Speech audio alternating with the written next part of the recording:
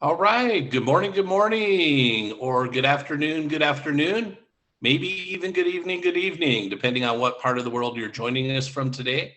Coach Kevin Sparks here, and let's go ahead and get started. First thing I want to go ahead and do is share my screen with you and share some things that I believe will be helpful. First thing I'd like to point out is we have a Facebook group that coincides with this meetup group, and it has the same name.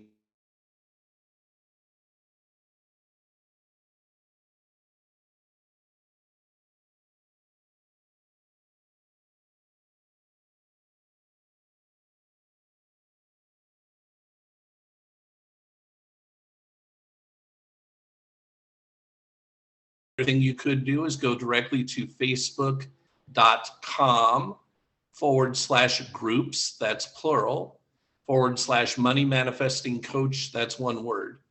So that's directly to facebook.com/groups, that's plural, /money manifesting coach as one word.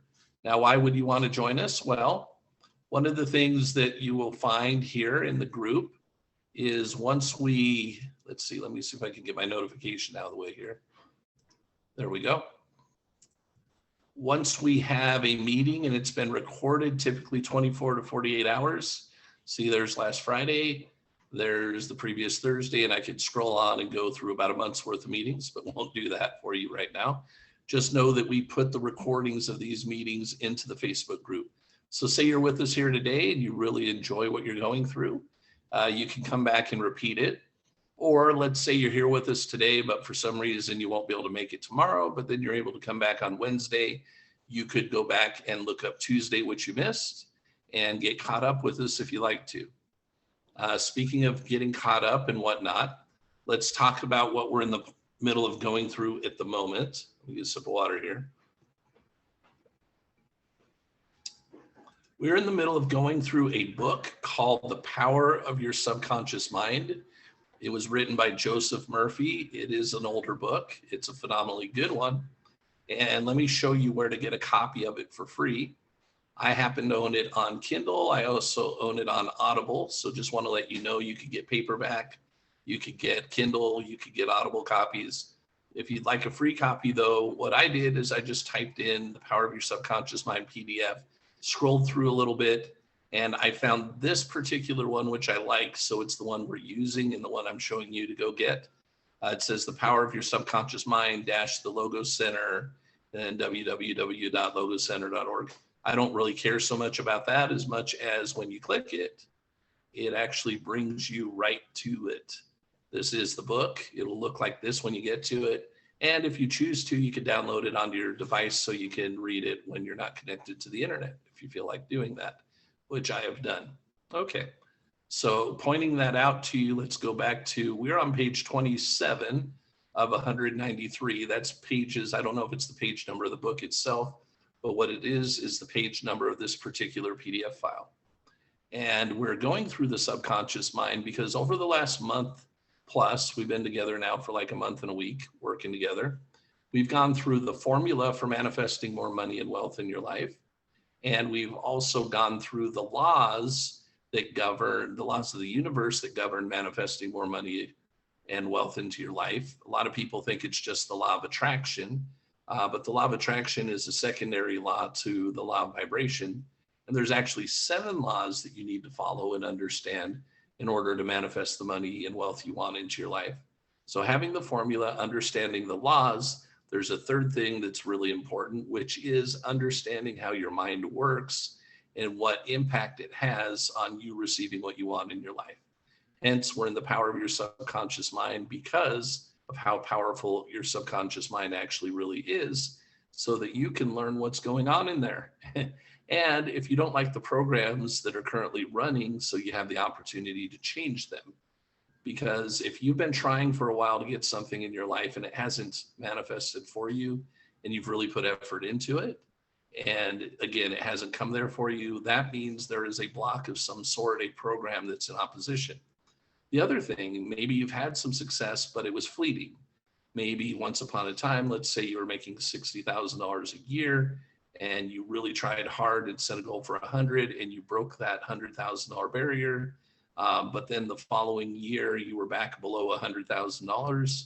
That again is because your subconscious mind has not actually been reprogrammed, and your subconscious mind doesn't feel that the 100 grand plus is normal for you. So it's going to bring you back to what it feels is normal, probably back down to the $60,000 range that you started out at before you broke the 100, which is no fun to achieve things, feel good about it, and then have your subconscious mind drag you back down because it has programs in opposition to what it is that you really want in your life. So we are going through and understanding this, and I'm sharing what I've learned as I go. I've actually been personally trained by a gentleman by the name of Bob Proctor.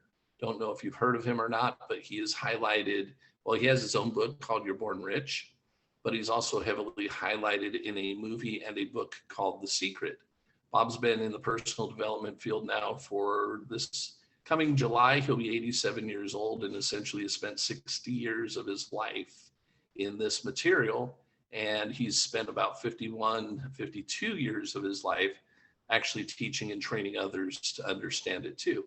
So that is where I have learned from. I'm independent at this point, along with many other people, but I wanted to give props to him and let you know that in addition, I have many other mentors, but Bob Proctor is one who I would say has had the greatest impact on me understanding the law of attraction, how the mind works, and how the laws of the universe function in receiving what we want in our life.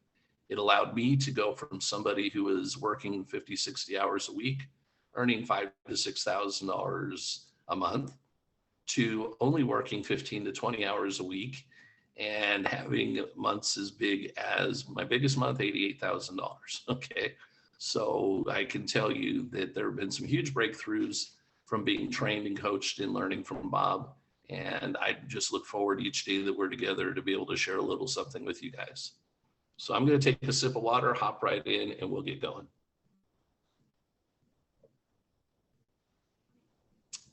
The power of an assumed major premise. Since the days of ancient Greece, philosophers and logicians have studied the form of reasoning called syllogism. Hopefully I'm saying that right. Your mind reasons in syllogisms. In practical terms, this means that whatever major premises your conscious mind assumes to be true, that determines the conclusion your subconscious mind will come to, no matter what the particular question or problem might be. If your premises are true, the conclusion must be true. For example, every virtue is praiseworthy. Kindness is a virtue. Therefore, kindness is praiseworthy. Okay? Or this, all formed things change and pass away. The pyramids of Egypt are formed things. Therefore, the pyramids will change and pass away. The first statement is referred to as the major premise, and the right conclusion must necessarily follow the right premise. A college professor who attended some of my Science of Mind lectures in New York City's town hall came to speak with me afterward. He told me, everything in my life is topsy-turvy. I've lost health, wealth, and friends. Everything I touch turns out wrong. Listen to what this person is saying and what his beliefs are, because what he is saying is what his beliefs are. Therefore, that's what he's getting and manifesting in his life. I explained to him that his problems followed logically and directly from his self-destructive major premise. To change his life, he had to establish a new major premise in his thinking. He needed to accept as true the conviction that the infinite intelligence of his subconscious mind was guiding, directing, and prospering him spiritually, mentally, and materially. Once he did that, his subconscious mind would automatically direct him wisely in his decisions, heal his body, and restore his mind to peace and tranquility. The professor formulated an overall picture of the way he wanted his life to be. This was his major premise. Infinite intelligence leads and guides me in all my ways. Perfect health is mine, and the law of harmony operates in my mind and body. Beauty, love, peace, and abundance are mine. The principles of right action and divine order govern my entire life. I know my major premise is based on the eternal truths of life. And I know, feel, and believe that my subconscious mind responds according to the nature of my conscious mind's thinking. Later, he wrote me the following progress report.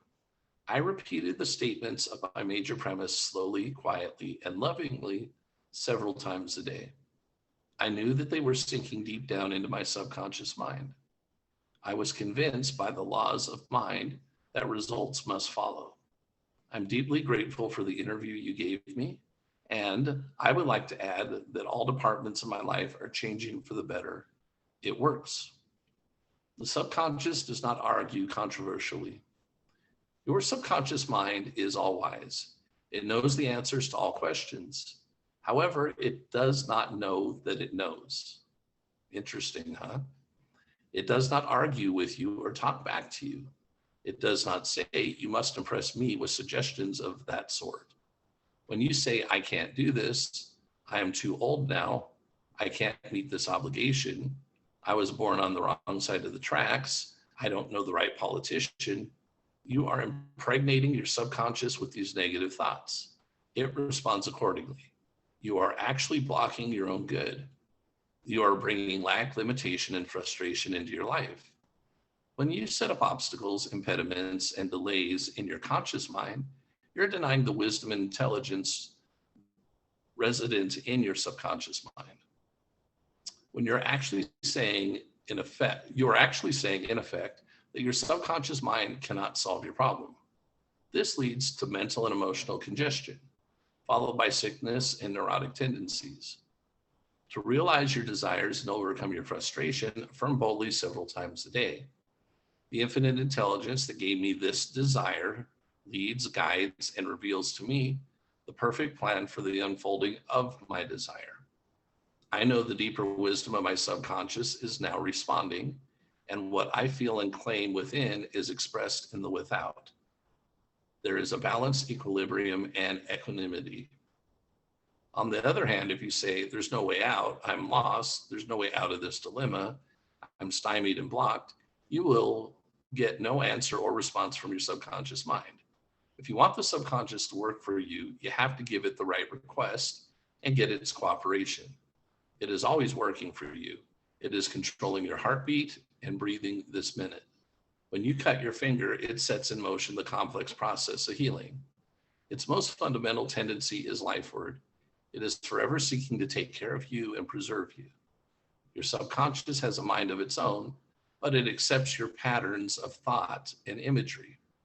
When you look for the answer to a problem, your subconscious will respond, but it expects you to come to a decision and to a true judgment in your conscious mind. You must acknowledge that the answer is in your subconscious mind. If you say, I don't think there's a way out, I am all mixed up and confused, why don't I get an answer? You are neutralizing your prayer. Like the soldier marking time, you use up vital energy, but do not move forward.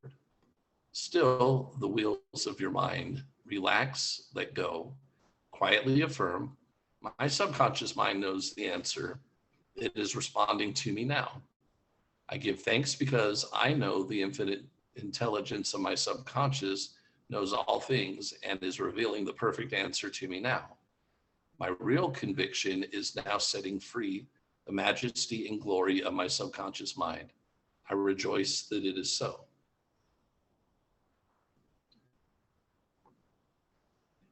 Okay, so let's review some highlights from the previous chapter. Think good and good follows. Think evil and evil follows. You are what you think all day long. Your subconscious mind does not argue with you. It accepts what your conscious mind decrees. If you say, I can't afford it, your subconscious mind works to make it true. Select a better thought. Decree, I'll buy it. I'll accept it in my mind. You have the power to choose. Choose health and happiness. You can choose to be friendly or you can choose to be unfriendly.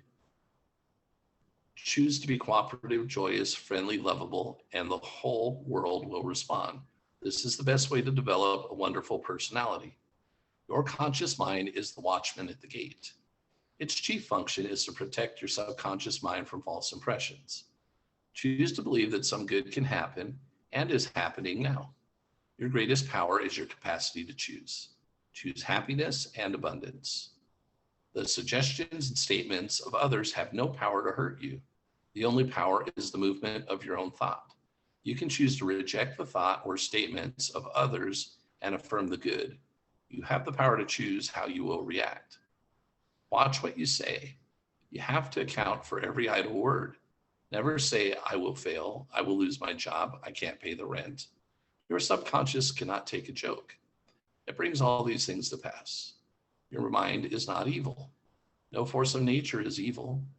It depends how you use the powers of nature. Use your mind to bless, heal, and inspire all people everywhere. Never say, I can't. Overcome that fear by substituting the following. I can do all things through the power of my own subconscious mind. Begin to think from the standpoint of the eternal truths and principles of life, and not from the standpoint of fear, ignorance, and superstition. Do not let others do your thinking for you. Choose your own thoughts and make your own decisions. You are the captain of your soul, your subconscious mind, and the master of your fate. Remember, you have the capacity to choose. Choose life, choose love, choose health, choose happiness. Whatever your conscious mind assumes and believes to be true, your subconscious mind will accept and bring to pass. Believe in good fortune, divine guidance, right action, and all the blessings of life. The miracle working power of your subconscious. The power of your subconscious is beyond all measure. It inspires you and guides you. It calls up vivid scenes from the storehouse of memory. Your subconscious controls your heartbeat and the circulation of your blood. It regulates your digestion, assimilation, and elimination. When you eat a piece of bread, your subconscious mind transmutes it into tissue, muscle, bone, and blood. Those processes are beyond the ken of the wisest person who walks the earth. Your subconscious mind controls all the vital processes and functions of your body. It knows the answer to all problems. Your subconscious mind never sleeps, never rests. It's always on the job. You can discover the miracle working power of your subconscious by plainly stating to your subconscious prior to sleep that you want a specific thing accomplished. You will be amazed and delighted to discover that forces within you will be released that lead to the result you wished for. There is a source of power and wisdom that puts you directly in touch with omnipotence, with God in the universe. This is the power that moves the world, guides the planets in their course, and causes the sun to shine. Your subconscious mind is the source of your ideas, aspirations, and altruistic urges, which come from God in the universe. It was through the subconscious mind that Shakespeare perceived and communicated great truths hidden from the average man of his day. It was through the subconscious mind that the Greek sculptor Phidias gained the art and skill to portray beauty, order, symmetry, and proportion in marble and bronze. The subconscious mind is the deep well from which great artists draw their awe-provoking power. It enabled the great Italian artist Raphael to paint his Madonnas and the great German musician Beethoven to compose his symphonies. Some years ago, I was invited to a lecture at the Yoga Forest University in Rishikesh, India. I apologize if I said that wrong. While I was there, I had a long conversation with a surgeon who was visiting from Bombay. From him, I learned the astonishing story of Dr. James Esdale. Esdale was a Scottish surgeon who practiced in Bengal in the 1940s. This was before either of modern methods of chemical anesthesia began to be used. Nevertheless, between 1843 and 1846, Dr. Esdale performed some 400 major surgical operations of all kinds. These included amputations, removers of tumors and cancerous growths, and operations on the eye, ear, and throat. All these operations were performed under mental anesthesia only. Patients said they felt no pain, and none of them died during surgery. Just as amazing, the mortality rate of Esdale's patients following surgery was extremely low. This was well before Western scientists such as Louis Pasteur and Joseph Lister pointed out the bacterial origin of infection. No one realized the post-operative infections were due to unsterilized instruments and virulent organisms. Nevertheless, when Esdale suggested to his patients who were in a hypnotic state that no infection or septic condition would develop, their subconscious minds responded to this suggestion. They set in motion the processes needed to fight off the life-threatening dangers of infection. Think of it, over a century and a half ago, this Scottish surgeon who had gone halfway around the world discovered how to use the miraculous wonder working powers of the subconscious mind. It is enough to cause you to be seized with awe. The transcendental powers that inspired Dr. Esdale and that protected his patients from mortal danger can be yours too. Your subconscious mind can give you independence of time and space. It can make you free of all pain and suffering. It can give you the answer to all problems, whatever they may be, because it connects you with God in the universe.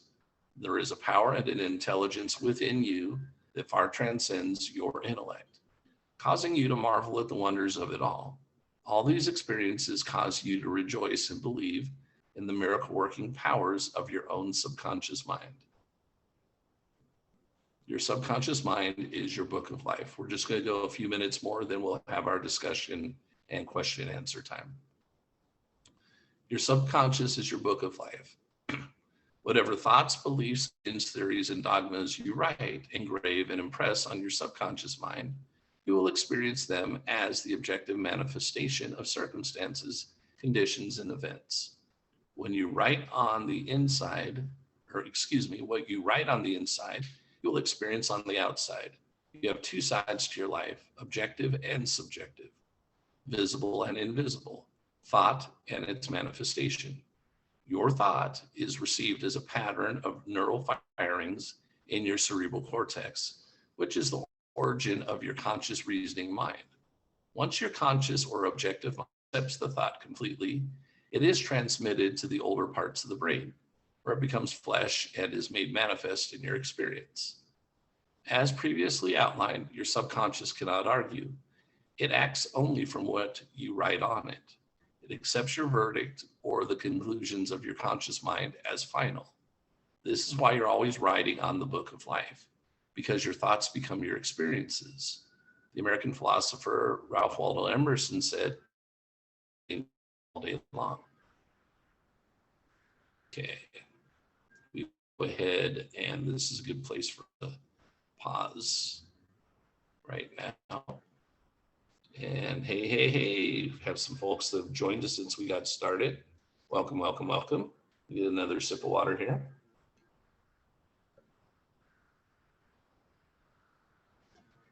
Good to see some smiling faces.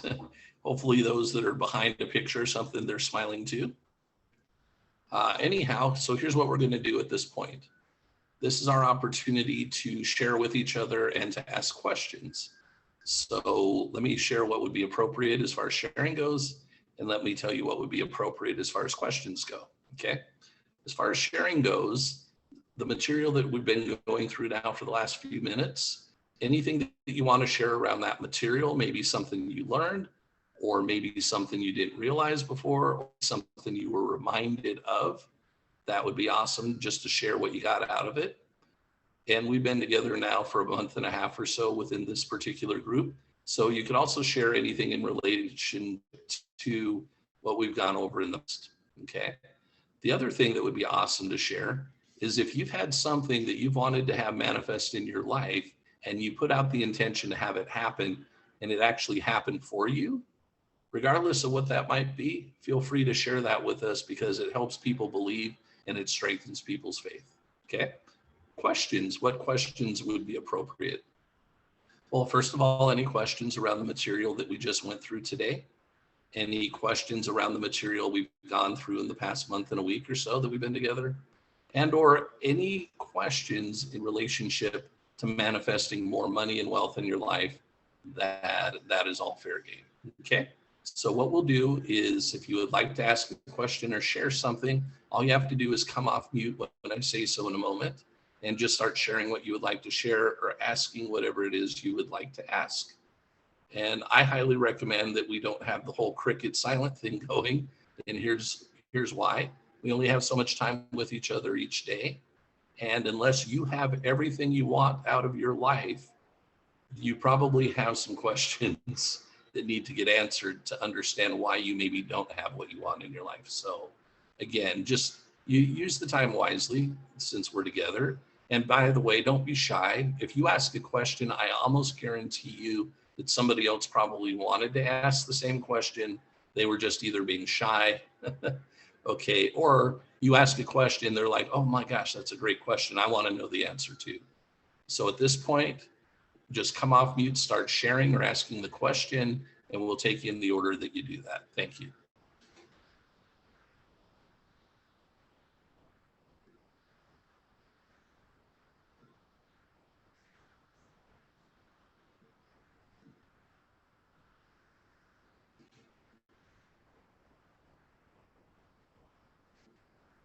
Hi, Kevin. It's Sunshine. How are you? Hey, terrific. How are you doing, Sunshine? Great, thanks. So, last week we were talking about a little bit how to get better results when you're dealing with a difficult situation, and then get up in the morning and you do three positive things about that person, and then ask the universe for direction. Uh-huh. Um, how long do you recommend doing that? And do the things have to be three different things each day? Not necessarily, not necessarily. So what she's talking about, everybody, is unfortunately, we have sometimes some difficult relationships in our life. People that we get to deal with, whether it's something that we want to deal with or not. So, for instance, sometimes they're family members living in the same household. A little bit hard to avoid that. Sometimes they're in ex relationship. Maybe somebody was married or it was a boyfriend girlfriend situation, and now that's not going quite the way that you want it to go. Or it could be a colleague at work or somebody you deal with at church. Or it doesn't matter. It's just somebody that, for whatever reason, your thoughts and feelings about that person, it's difficult for you to be positive. When you think this person's name comes to your mind, you feel icky, right? You don't feel like, hey, I think this is a great person. I hope their life is awesome. You're like, die, right? Maybe not quite to that extreme, but you don't care for that. So how do you go about changing those thoughts and feelings? One of the very first things you should do is take that person's name on a sheet of paper and write it down. And then think of three things about that particular person that you can find that is good about that person. You might be like, well, I can't think of anything. Well, that's your emotion getting in the way. Okay. Nobody is all bad. You might feel that, but if you search for the good in a person, even if it's just that they're a part of the human family, okay, there are things that are good about everybody. What ends up happening is you want to put out positive thoughts and feelings towards that person. And ultimately, over time, one of two things will change. Either that person's attitude towards you will change, or you will find yourselves going after others.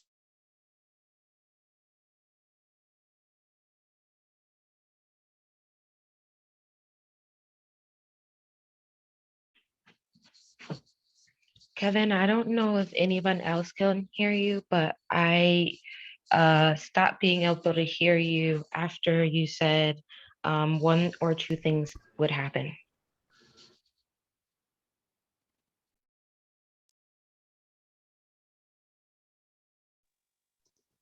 I can't hear anything.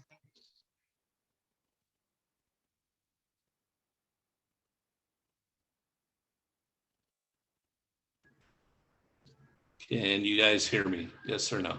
Yes, now we can. Yes, now. Okay. Okay. Sorry about that. Okay. So write the person's name down. Think of three good things about them. And then a fourth thing that you ought to do is think of some kind of blessing that you would like to bestow upon them. Obviously, it's not something you would personally do necessarily. Although if you could think of something that you feel inspired to do, then do it. But what I mean is about asking God and the universe to bless them. Don't ask them to bless them to change. Okay, that's not what you're supposed to do. You don't control that. They don't control you. You don't control them.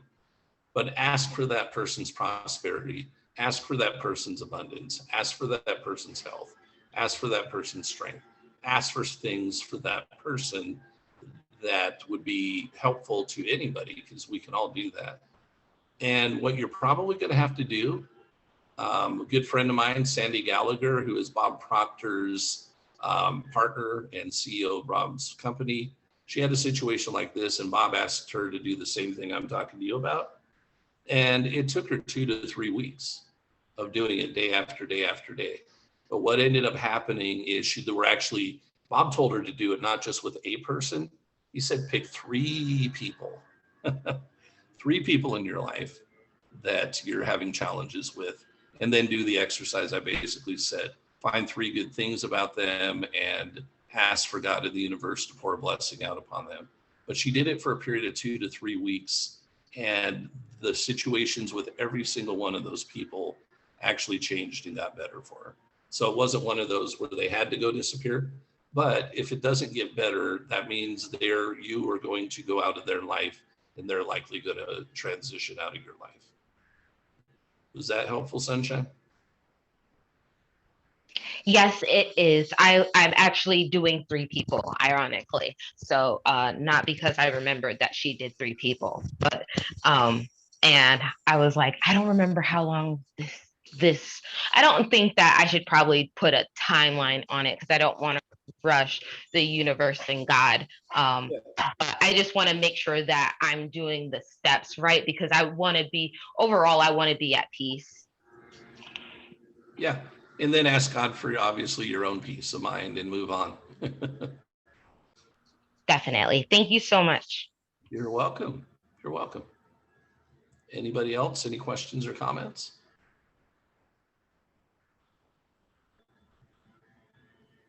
Hi, I'm new. My name is Danielle. I wanted to piggyback off of what Sunshine was saying, and kind of just let you know, I literally went through that exact thing with the friend that I'd had for nearly 20 years. And in growing up and trying to find myself, I went off to college, I went away, we kind of separated, but we stayed in touch. And as I was trying to figure out how to love myself and figure out who I was, it kind of seemed like she was staying stagnant in that.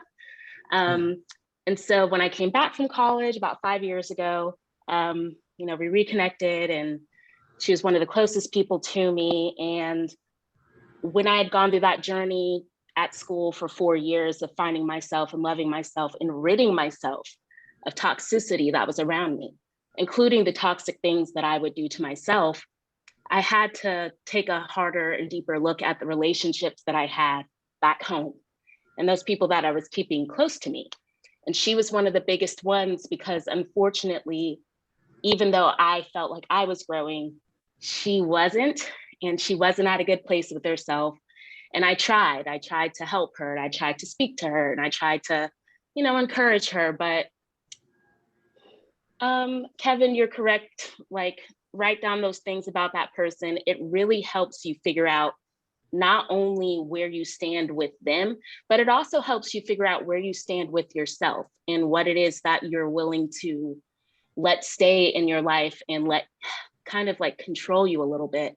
Because on the path of manifestation and on the path of getting to where it is that you want in your life, there's going to be people who, even if they've been in your life for years, who they'll come to a stopping point of being a necessity in your life. And it's never to be like malicious, and it's never to put that person down, and it's never to want anything, horrible or wish ill will towards them, but it's to grow for yourself and for your future.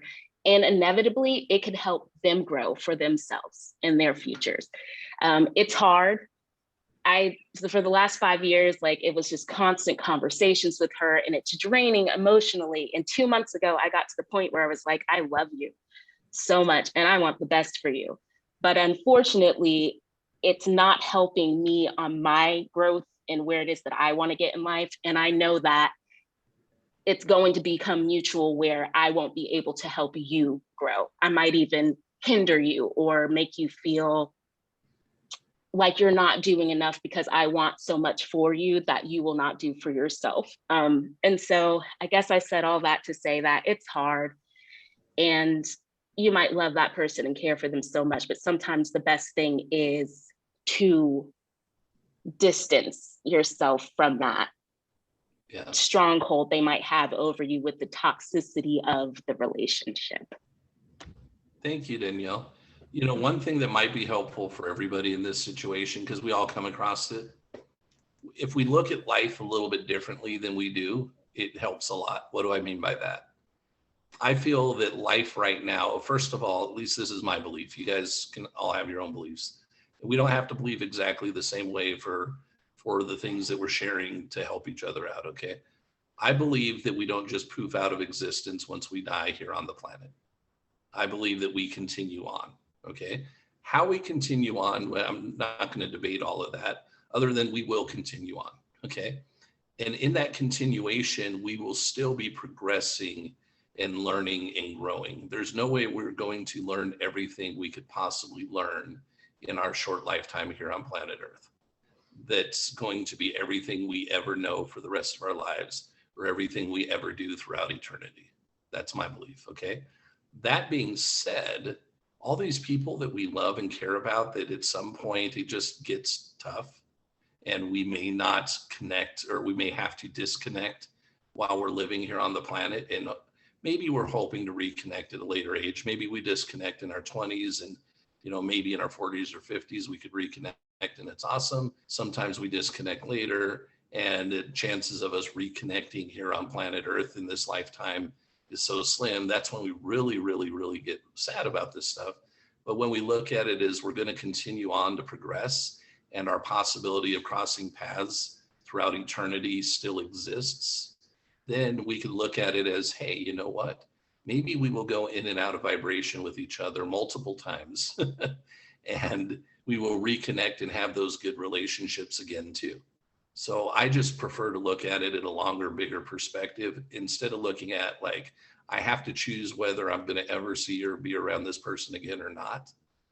I just say that, hey, I'm choosing for now to do what I need to do to get in the vibration I need to be in and stay there.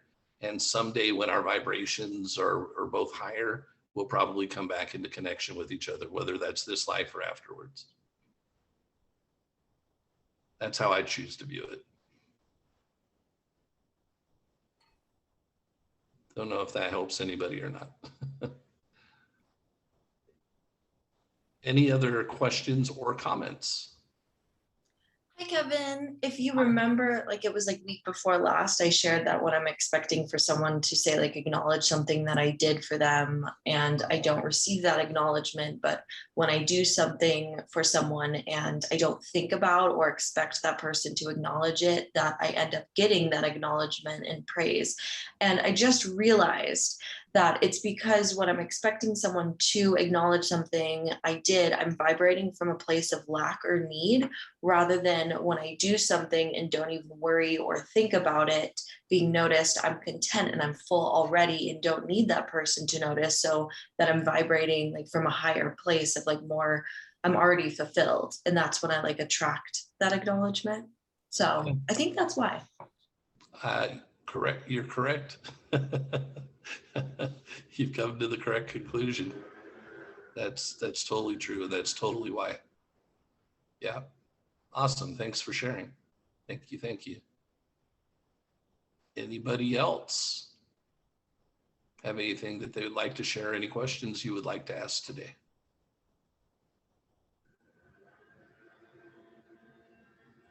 I know I get a little facetious with you guys when it gets quiet, but understand that I'm like, well, then you guys know all this stuff.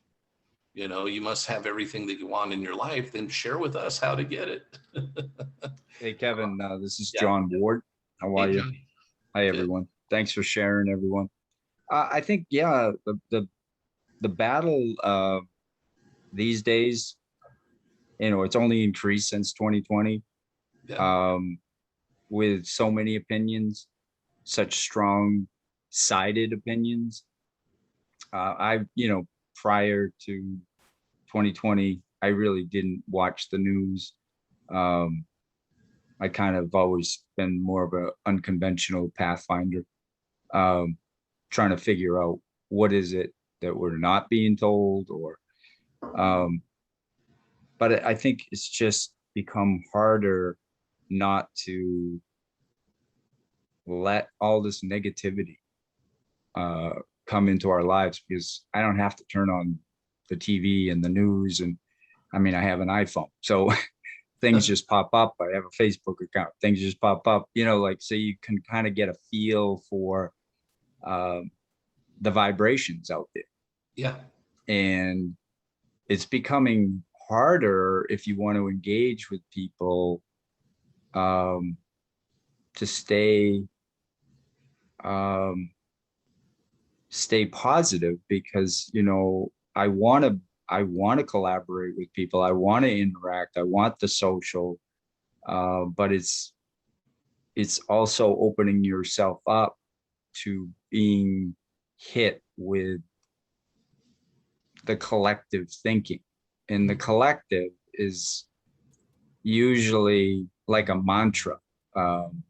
It's a pounding of the drum, if you know what I'm saying. Yeah. And it's not the pounding of the drum that I want to pound, or that I want to, it's not the music I want to dance to. So I'm really struggling with how to be part of the world, but not part of the thinking of the world. Okay. Let me see if I can help a little bit. Leanne, I saw your chat comment really quick. Do you have anything that you'd like to share or ask, or are you just letting us know you're going to go in a few minutes? I have a question to ask. This is my first time, and I've missed, the previous weeks. Are the recordings from all the previous weeks in Facebook? There are. I think there's one or two recordings missing, but most of them are all there. Yeah.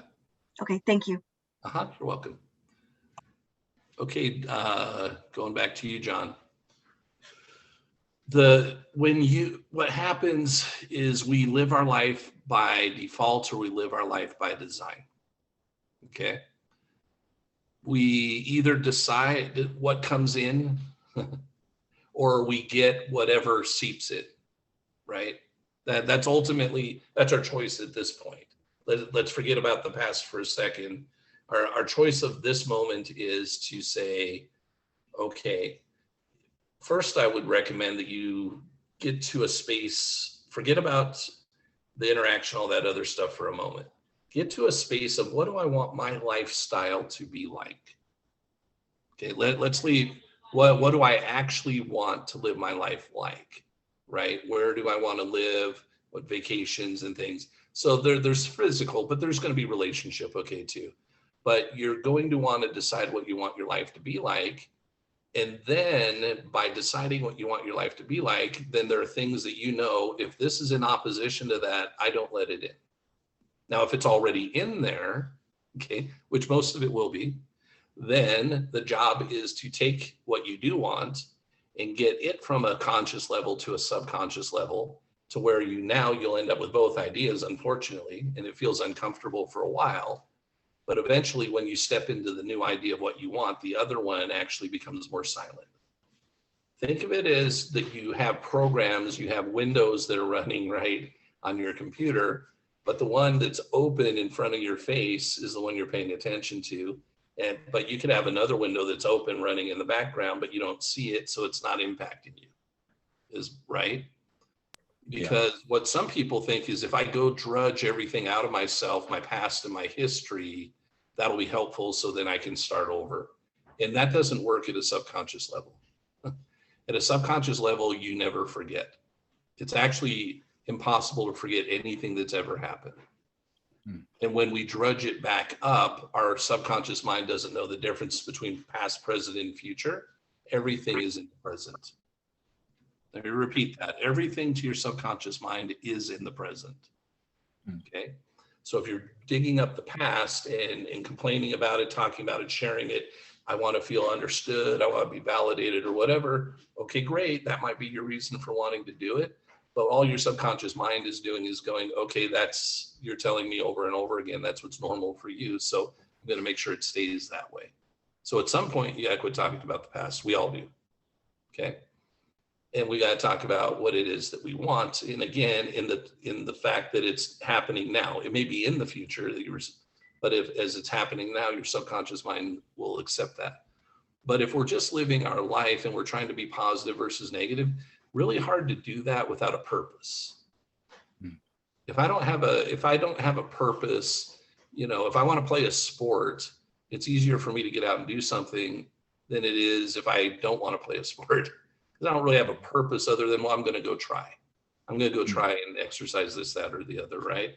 But if I don't actually have some reason for it other than I just want to see if I can, very few of us are going to do anything in our life just to see if we can. Because the amount of change you go through, the motivation won't be there. But if we get to a point where we're like, well, here's what I want my life to ultimately be like, and we can get that and we live in that for a while and we impress that on our subconscious, it's a big enough thing to get us to actually move into action so that when we're afraid of something, we'll get through it. So when we're nervous about something, we'll take the step, because you'll take the step and get through it pretty quick if you choose to do it. But most people won't do that. They'll come up to it 50 times and then go backwards all the time. And then it feels like you'll never accomplish it. And it's just. We lost you. We can't hear you.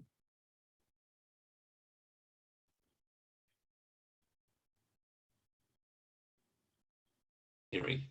If you can hear me, put a thumbs up. We can now. Me again. All right. So once you get through it, you're good to go. What happens though is all of our programs subconsciously that are in opposition to what we want, they will raise themselves when we try to go through it at first, because the purpose of the subconscious mind is to keep you alive and keep you safe. Okay, can you guys still hear me, or did we freeze again? No, you're good. Okay, so it's to keep you alive and to keep you safe. But the subconscious mind's definition of safe is different than Webster's dictionary. Subconscious mind's definition of safe is what's normal. But then you have to look up the subconscious mind's definition of what does normal mean? And that definition is what's normal for you because you've accepted it. And so you don't have to like it, but you accepted it at some point. So if somebody's in an abusive relationship, for instance, right, and that keeps happening over and over again, you would think the subconscious mind goes, that's not safe, remember, because it wants to keep you safe. But its idea of safe, its first thing is to keep you alive. The next thing is safe. Well, what your subconscious mind gets out of this is, well, this is what's normal. And even though you get beat every night when you come home, and it doesn't recognize you didn't die. Right. It's awful to say. You still survived. You survived. And so now you tell the subconscious, well, I want things to be different. Subconscious mind doesn't know if you're going to survive the different.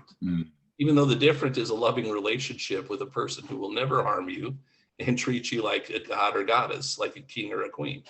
But it just doesn't know that. It says, well, that's not what's normal. So we have to accept a new normal. And when we accept the new normal at a subconscious level, it goes, okay, bad relationships no more, good relationships only.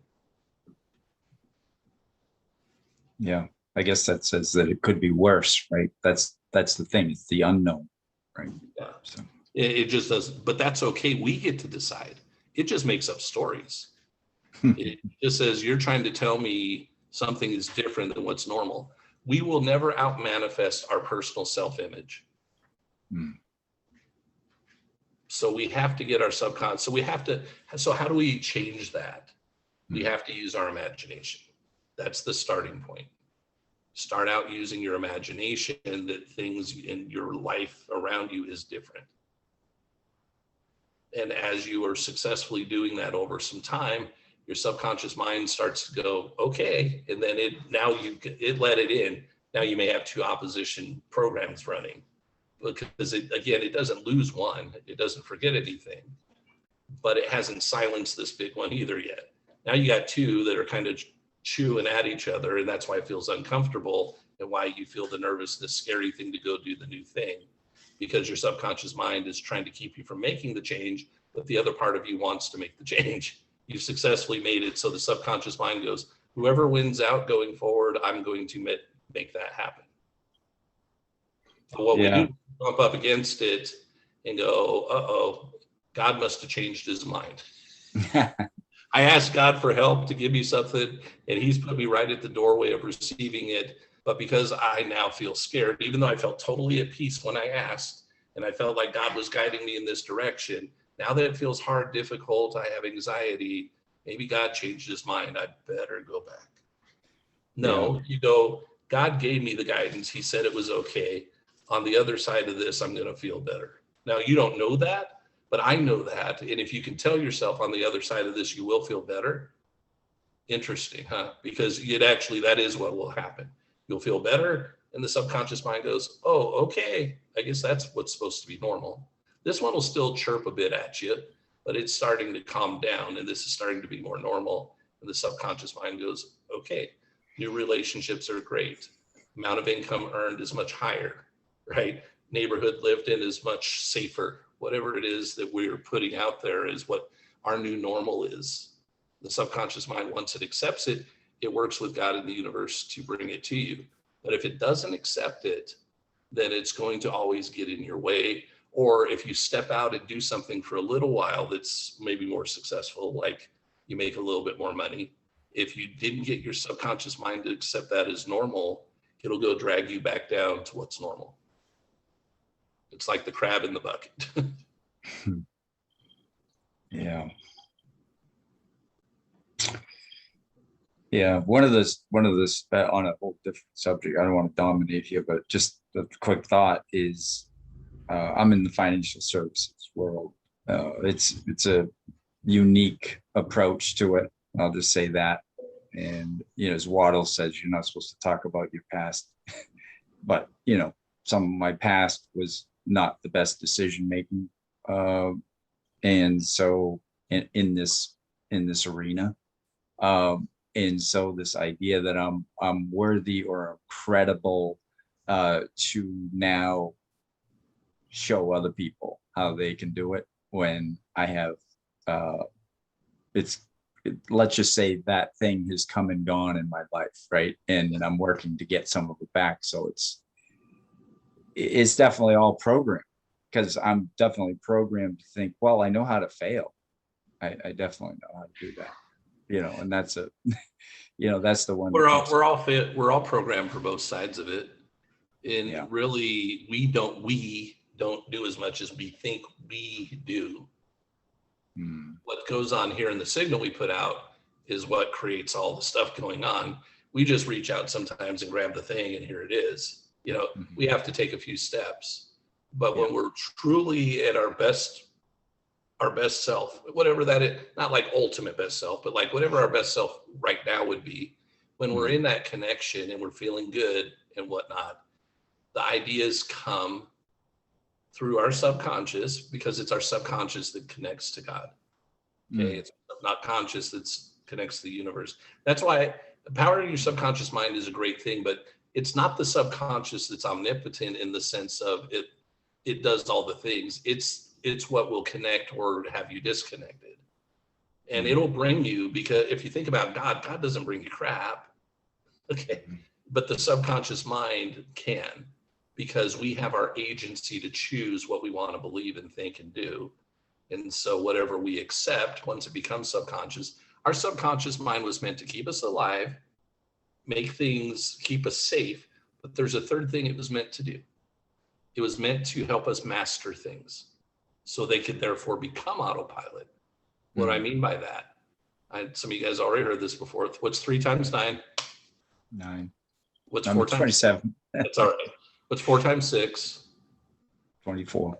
6 times 6? 36. 327 times 426. We know how to get the answer, but it doesn't, right? It doesn't just zip out, because we didn't master that. We learned we got a formula, but so we may know what the formula is, but we didn't master the times tables past 12 times 12.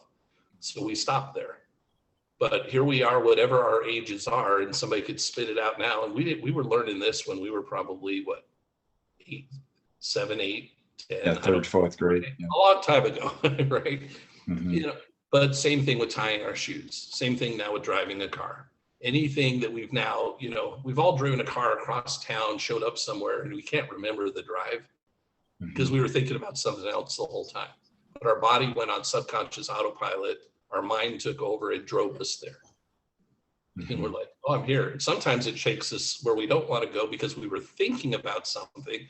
We're thinking about food or something, and we're supposed to go somewhere. And why did I show up at the restaurant? Or why am I at the grocery store? Well, because it was the thought was stronger before that got implanted, said, okay. So you're like, all right, time to go to work. It was like, when did I start working at this restaurant? Right? Because it's autopilot. But here's the cool thing about that. Because it was designed to do that, so we can master and get better and do more. Therefore, once you master this process of reprogramming yourself and getting what it is that you want, now you get to do it again and again and again, but they're for things that you want. Right now, you've just been programmed for stuff you don't want, and that's why you get it. That's okay. Instead of getting all upset about it, let's go, well, if that's what happened, let's just go put in the new program. Then they'll be both in there for a little while, and let's get this thing to calm down and shut up. And let's stay focused here. And then this will become what becomes autopilot for us. You become an autopilot millionaire. You become an autopilot in relationships. You become an autopilot in a lot of other things. And the only way that that can come down and this one can come back up is if we pull up the news again. If we start allowing ourselves to believe this crap again. But as long as we say, well, I'm only going to let this kind in, because we have the choice. We have to make the choice. We have to decide what we're going to tell ourselves and what we allow in order to make the new change. But once we've made the change, that doesn't mean, okay, I can now go back to the pig pen and I'll be just fine. Yeah. No, you can't do that. What will happen is now you'll wake this program. What you did is you took this window and you opened it back up and you're feeding it again. So you just well, that's what I was saying from the beginning. Was it? You know, it's hard to at the beginning, yeah, live within the world, but outside of it. Or so what you're going to do at the beginning is you're going to choose to live within you.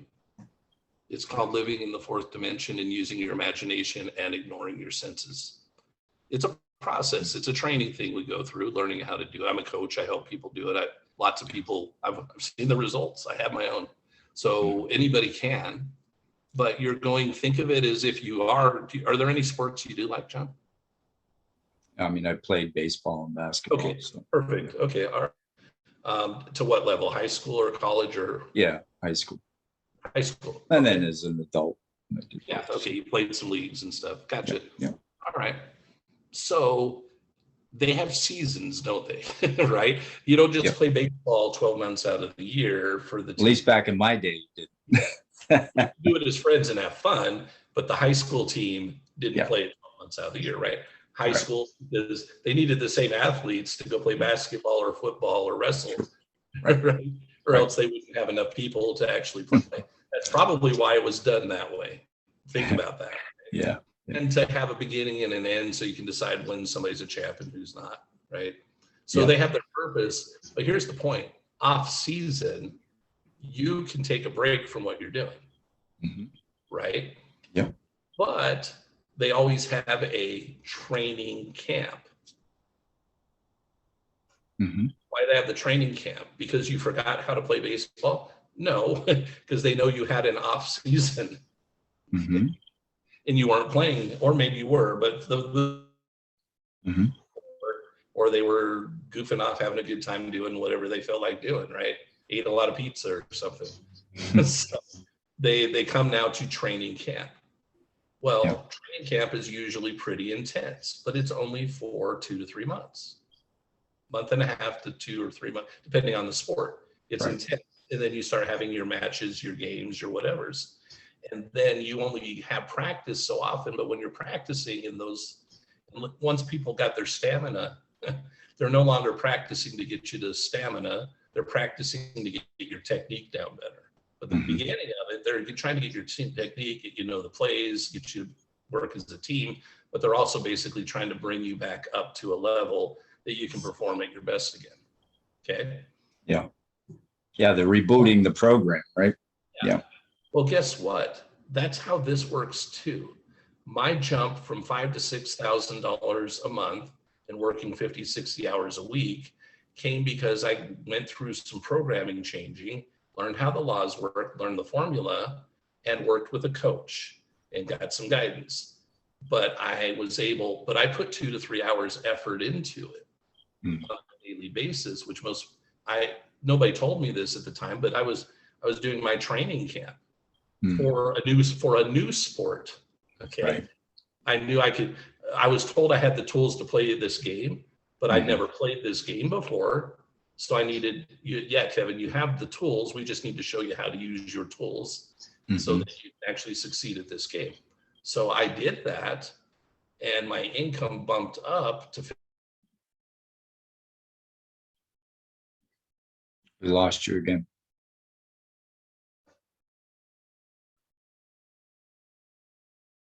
You're frozen. May through December 31st, average 50. Reprogram myself. I went to my training camp. But here's what you guys are kind of doing, which I don't recommend it, but you can. You're playing on the playground every day. I'm going to learn this law of attraction thing on the playground. Yeah, I hear what you're saying. There's a video that popped up today, because here's a book I can go read. Have you ever really had coaches on the playground? Have you ever really had people, right? There might be somebody who dominates on the playground when you're playing basketball or whatever, right? They dominate. Right. You know why they dominate? Because they're the ones that play on the team and they're the first stringers on the team. Yeah. That's why they come out to the playground and just crush the entire, they could play, you know, you take 5 players versus 9 and still win it because they're the 5 first stringers. And you could put, 9 against them. Somehow this 5 is still going to win it. Now you probably can't go 1 on 10, right? Unless you're, a pro football player playing junior high school kids and you just run them over. But my point is, you guys, and I did it too for years. We're trying to learn how to do this without actually going through a training camp. If you go through a training camp, you will learn the sport. And interestingly enough, you'll probably go through multiple training camps afterwards too, because you'll cut to newer and better levels. So. Thank you. You are extremely welcome. All right. Any additional questions for today?